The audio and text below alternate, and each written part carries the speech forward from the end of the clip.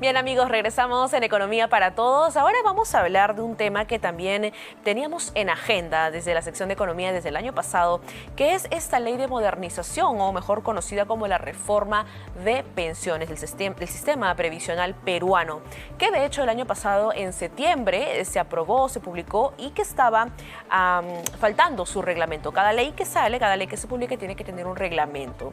Y el Ministerio de Economía ha publicado esta primera propuesta de reglamento justamente, que, ojo, todavía no se trata de que sea reglamento oficial, no, sino que va a tener que recibir opiniones, ya sea de expertos, de gremios, incluso usted que nos está mirando a través de la señal de RPP, ciudadanos pueden opinar, dar opinión acerca de este reglamento para que el Ejecutivo pueda evaluarlo y posteriormente hacer la publicación oficial. Para ello vamos a conversar con Martín Valencia, él es jefe de estudios económicos del Instituto Peruano de Economía, IP. ¿Qué tal, Martín? ¿Cómo estás? Buenas tardes. Buenas tardes, Geraldine.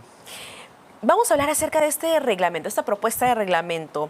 Han habido ahora, en el reglamento hemos revisado cosas nuevas, ¿no? Que de repente no sabíamos que iban a venir cuando vimos la publicación de la ley, pero otras cosas que ya más o menos teníamos previsto, que vamos a conversarlo en unos momentos. Pero hay un tema importante que nos ha llamado mucho la atención, que es el hecho de que los jóvenes, ¿no? Las personas que cumplen 18 años, que inician su vida laboral, ¿no? Van a tener que afiliarse de manera obligatoria al sistema de pensiones. ¿Cuáles son las implicancias económicas y también sociales de que un joven de 18 años sea obligado justamente a ingresar a un sistema previsional, ¿no? A partir de esta edad? Primero hay que diferenciar entre ser afiliado y aportar. Ajá. Porque existe el afiliado y el cotizante. El afiliado es que entras al sistema. Estás dentro de uno de los dos sistemas, ya sea la persona puede elegir el sistema privado de pensiones o el sistema nacional de pensiones. Y el propósito de que sea afiliado automáticamente es crear ampliar una base de personas que ya tengan una conciencia de cultura previsional en el tiempo, ¿no? Se le da esta opción a ya empezar desde los 18 años a aportar. Y ahí va el segundo tema, que es la parte de aportar. ¿Y quiénes aportan? Obligatoriamente los trabajadores dependientes y los independientes, pero es aquellos y formales. Ajá, son claro. Solo los formales, que como sabemos son alrededor de 30% de todos los trabajadores. Entonces, por lo tanto, no es que el grueso de la población vaya a estar a los 18 años obligada a aportar de manera automática. Es la afiliación la que es automática. Es como decir inscribirse, estar dentro, ¿no? Así es. El propósito de la ley y del reglamento es iniciar una conciencia de cultura previsional, de ahorro a largo plazo, ¿no? Y de registrar a las personas dentro del sistema. Ahora, eso lleva a que existen todavía varios pasos a seguir para que esa afiliación pase a ser aportación, ¿no? Para que la gente ya consiga un trabajo formal, logre aportar con regularidad. Y eso ya son cuestiones que algunas se tocan en el reglamento, pero otras también son parte de reformas más grandes laborales para incentivar el empleo, un mayor incentivo de la inversión privada para que crezca el empleo formal. Justamente como mencionas que a partir de los 18 años van a tener que, ¿no?, estar dentro de este sistema, no aportar todavía, si es que aún no producen, por así decirlo, no trabajan, ¿no? Pero en el caso de un joven que cumple 18 años, está obligado a inscribirse al sistema previsional, pero ¿qué pasa en el caso que no cuente con ingresos, ¿no? Por ejemplo, es uno de los desafíos que también podría enfrentar, u otros que se cumple el plazo, ¿no?, y que sea automáticamente al sistema nacional. ¿Habría algún desafío o riesgo en este caso que sea afiliado directamente al Sistema Nacional de Pensiones? También hay que precisar que esta afiliación automática al Sistema Nacional de Pensiones ocurría en la ley anterior cuando una persona conseguía un trabajo formal y si no declaraba previamente querer estar en el sistema privado, ¿no? Ahora esa afiliación automática se ha dado a partir de los 18 años. Claro, o sea, el cambio ha sido en la edad, ¿no? Antes era a partir de que empezabas a trabajar. Sí. ¿Qué ocurre? Esta reforma lo que ha hecho de manera positiva ha sido abrir la cantidad de actores que pueden ser también empresas administradoras de fondo, ¿no? Para tratar de conseguir mayor competencia dentro de la administración de fondos previsionales. Pero aún así se mantiene el Sistema Nacional de Pensiones, que es una opción, consideramos desde el IPE, no tan rentable. Es una opción que no logra, por su mecanismo, que es de reparto. Es como una bolsa común, ¿verdad? Sí, de los aportantes. y las personas que van aportando hoy van pagando a los jubilados actuales. Ajá. Entonces, ese mecanismo ahora, en estos momentos, no está financiado totalmente. El Estado tiene que transferir todos los años del Tesoro Público para poder pagar las pensiones. Para llegar, pues, ¿no? Sí. Con los pagos. Entonces, la idea es que más jóvenes escojan creemos que el sistema privado, no tanto por ser privado, sino por el mecanismo que te dan una cuenta individual de capitalización y se va incrementando el rendimiento en el tiempo a medida que aportas más, que tu cotización es mayor, que tus ingresos también son mayores. Entonces, por lo tanto, hay que ser bien cuidadosos al momento de, cuando uno cumple 18, de tomar una decisión que cada ciudadano también puede tomar. Si desea ser parte del Sistema Nacional de Pensiones, enhorabuena, no es su decisión.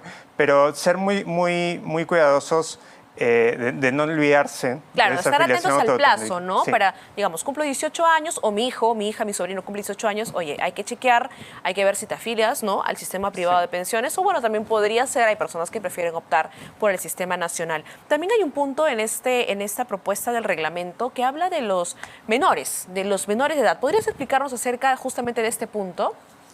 Existen esquemas especiales donde menores de edad están trabajando, ¿no?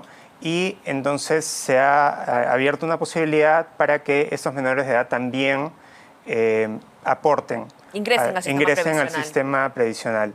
Eso también, el reglamento da unas pautas para que sea con la autorización Claro.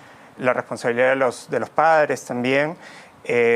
Pero es también un paso interesante hacia consolidar la educación financiera y la cultura previsional desde pequeños. Pero quiero recalcar que no es que todo el mundo a partir de los 12 años va a ser afiliado. Es un caso especial dentro del reglamento. Ahora, dentro del sistema privado de pensiones existe un término que son las comisiones, ¿no? Podríamos hablar acerca de las comisiones porque también hay un punto importante en la propuesta de reglamento respecto a esas comisiones. Hay una comisión que estaría saliendo y que se estaría siendo reemplazada por otra comisión. ¿A cuál se refiere? O sea, el sistema privado de pensiones tiene, ¿no?, comisiones que se cobran, digamos, en este caso por el uso, o mejor dicho, por la administración de los fondos, ¿no? La nueva comisión por productividad, por ejemplo, que es una que se está incluyendo. Sí, se está proponiendo una comisión por productividad en el sentido de que esté alineada a los rendimientos que tienen tus propios fondos, ¿no? Hoy en día las comisiones que cobra las AFPs tienen que ver con el saldo de tu cuenta de capitalización, pero hay voces que dicen que no está alineado con realmente si tu fondo está creciendo o está cayendo, y por lo tanto si está cayendo, ¿por qué la AFP estaría cobrando?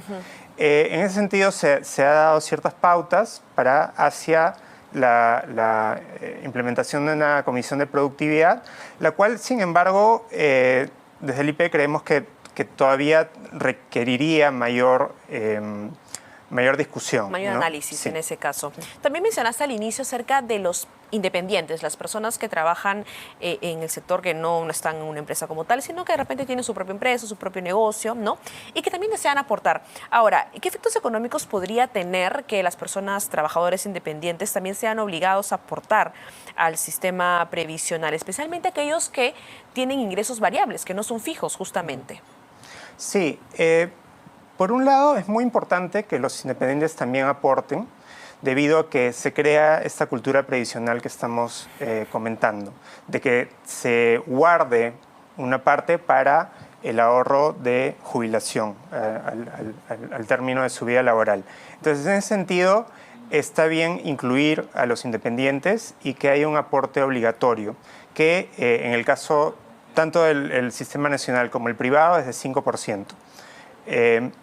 Pero por otro lado, la ejecución de esa cobranza va a ser difícil porque los independientes también existe el incentivo perverso a subreportar ingresos, a no querer declararlos en algunos momentos. Claro. Entonces, todavía existen otras cosas que van más allá del reglamento en sí. Hay otras normativas que tienen que ser complementarias para que esa buena intención de que haya mayor ahorro previsional se efectúe. Se cumple en la práctica. Sí.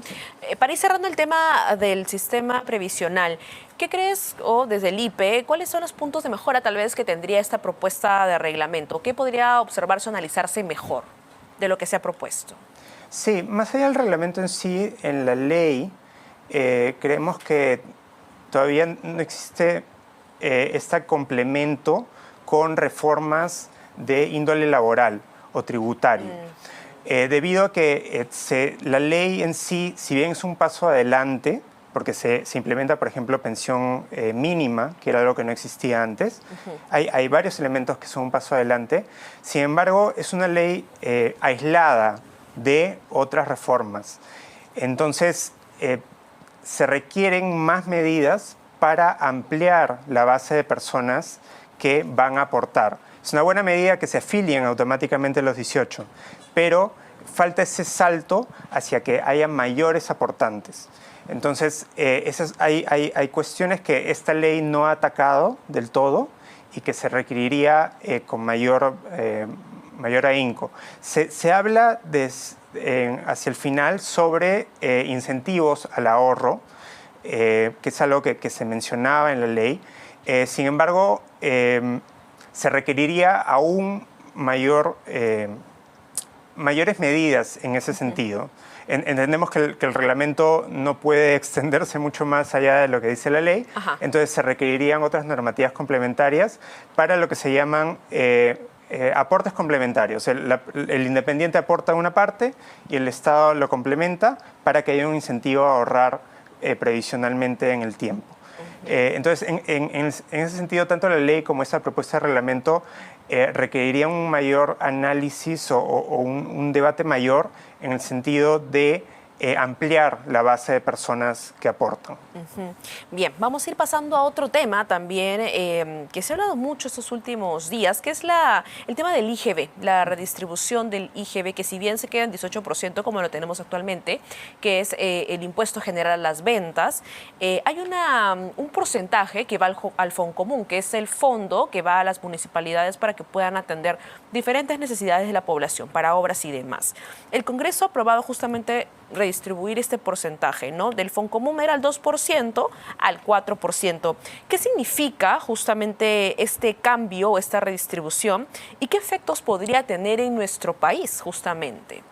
Cabe precisar que la autógrafa de esta ley efectivamente modifica la ley de impuesto general a las ventas y entonces el IGB se reduce hasta 14%, mientras que lo que va al Foncomún se conoce como impuesto de promoción municipal, que se incrementa de 2 a 4%.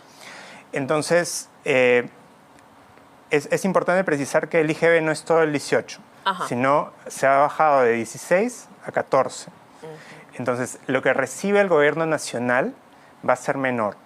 Y cada año, hasta el 2030, va a ser 2.500 millones de soles más. Y a partir del 2030 van a ser 10.000 millones de soles anuales que el gobierno nacional deja de percibir. ¿Qué significa esto? Que si deja de percibir esto, hay un gasto que estaba presupuestado que va a tener que encontrar otra manera de pagarlo, ¿no? Uno puede pensar en incremento de impuestos, pero a veces es muy difícil lograr eso políticamente. O puede ser un mal incentivo, una mala medida incrementar impuestos en ciertas circunstancias. Uno puede pensar en recortar gastos, pero también es muy difícil a veces políticamente lograrlo. Entonces, ¿qué se ha estado discutiendo en esos días? Que muchos analistas económicos vemos que esa disminución de ingresos para el gobierno central va a devenir en un incremento de la deuda pública. Entonces, eso es un problema porque la deuda, si bien hoy en día parece estable, alrededor de 33-35%, la deuda neta, que es aquella deuda sin los activos del Estado, ha incrementado bastante en los últimos 10 años, alrededor de 5% y ahora está alrededor del 22%. Entonces, esta medida que se ha tomado desde el Congreso es una más que deteriora la sostenibilidad fiscal del Perú, ¿no? Y que no es un impacto de un año, sino es un impacto a mediano y largo plazo. Ajá. Exactamente. Y precisamente para que también nuestra audiencia pueda entender, esto el tema de la deuda, ¿cómo nos afecta a nosotros como peruanos de que nuestro país, ¿no?, recaude menos justamente en cuanto a tributos, ¿no? Sí, entonces el incrementar la deuda significa que no tengo otra manera de sacar los ingresos para financiar mis gastos, ¿no? Entonces, y a la par, parece que el MEF ha anunciado que va a pedir facultades delegadas para tratar de incentivar los ingresos, para tomar medidas para incrementar los ingresos permanentes, pero no hay un plan muy concreto que se haya anunciado. ¿Cuáles podrían ser esas medidas que podría tomar el Ejecutivo? Es importante, y ayer el IPE realizó un evento sobre las medidas que podemos tomar para el sistema tributario. Una importante es revisar todas las exoneraciones tributarias que existen hoy en día.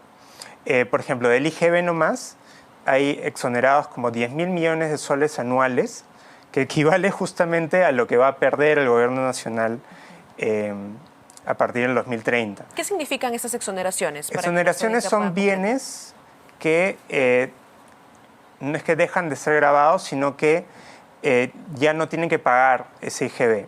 Okay. ¿No? El comerciante ya no tiene que pagar ese IGB. Entonces, a veces se toman estas medidas y se han ido tomando en estos últimos años, por ejemplo, a restaurantes, a hoteles, a peluquerías, como una manera de tratar de incentivar la actividad económica, también, de reactivación. Por el COVID también, por ejemplo, hubo ciertas flexibilidades. Sin embargo, estas exoneraciones, en principio son temporales, terminan siendo permanentes, ¿no? Se argumenta que vas a hacer esta exoneración por unos años para reactivar y sin embargo se mantienen en el tiempo y el Estado deja de percibir recursos sin evaluar si estas exoneraciones tuvieron efecto o no, si lograron una reactivación o no. Si lograron su cometido. Entonces se mantienen y el Estado pierde capacidad de recaudar impuestos. Y otra cosa chiquita pero muy importante es revisar las escalas de impuesto a la renta que existen en el país, porque existe el MIPE tributario, el especial la renta y después el régimen general. Entonces ahí hay un sistema tributario, hay un esquema tributario fragmentado que permite a muchas empresas no saltar de una escala a otra y por lo tanto hay la posibilidad de evadir los impuestos que deberías tener. Entonces se debería revisar ese esquema de impuesto a la renta y es algo que no se ha escuchado desde el gobierno que se vaya a abordar. Bien, ahí están todos los apuntes respecto a esta propuesta de reglamento del sistema previsional y también hablamos acerca de esta redistribución del IGB y las implicancias que tendrían estas medidas que está tomando nuestras autoridades. Muchas gracias. Estuvo con nosotros Martín Valencia, jefe de estudios económicos del Instituto Peruano de Economía.